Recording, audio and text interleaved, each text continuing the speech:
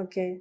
అంటే ఇప్పుడు new Born బేబీస్‌కి మీరు చెప్పినట్టుగా అవి కామెర్లు అవి ఎస్ ఉంటాయన్నారు. ఎస్ ఇంకా ఎలాంటియైనా ఇంకా డిఫికల్టీస్ ఏమైనా ఉన్న బేబీస్ ఏమైనా ఉండేనా ఎస్ మీ ఇప్పుడు కేసెస్‌లో?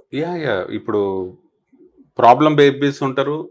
హ్మ్. నిజమైన ప్రాబ్లం ఉన్న బేబీస్ ఉంటారు. వాళ్ళకి ఎన్ఐసీయూ ట్రీట్మెంట్ ఇస్తాం. ఎన్ఐసీయూలో పెట్టి ట్రీట్మెంట్ హ్మ్. ఇస్తాం. కొంతమంది ప్రాబ్లమ్స్ ఉన్న మదర్ దగ్గర ఉండి మనం ట్రీట్మెంట్ ఇవ్వచ్చు. ఓకే. లైక్ బ్రీతింగ్ ప్రాబ్లమ్స్ ఉంటే డెఫినెట్‌గా ఎన్ఐసీయూలో పెట్టాలి. మైల్డ్ ఇన్ఫెక్షన్ ఉంటే మదర్ దగ్గర ఉండి యాంటీబయాటిక్స్ ఇవ్వచ్చు. ఓకే. జాండీస్ ఉంటే మదర్ దగ్గర ఉండి యాంటీబయాటిక్ ఇవ్వచ్చు. హ్మ్. సారీ, జాండీస్ ఉంటే మదర్ దగ్గర ఉండి ట్రీట్మెంట్ ఇవ్వచ్చు. ఓకే. కొన్ని ప్రాబ్లమ్స్ మనకు ప్రాబ్లం లాగా కనబడితే కానీ దానికి ట్రీట్మెంట్ అవసరం లేదు. ఫర్ హ్మ్. ఎగ్జాంపుల్ ఈ న్యూ బార్న్ ర్యాష్ అంటాము. ఎర్ర చుక్కలు, రెడ్ స్పాట్స్ బాడీ మీద వస్తాయి. Right. 3 to 5 days of new born హ్మ్. బేబీకి.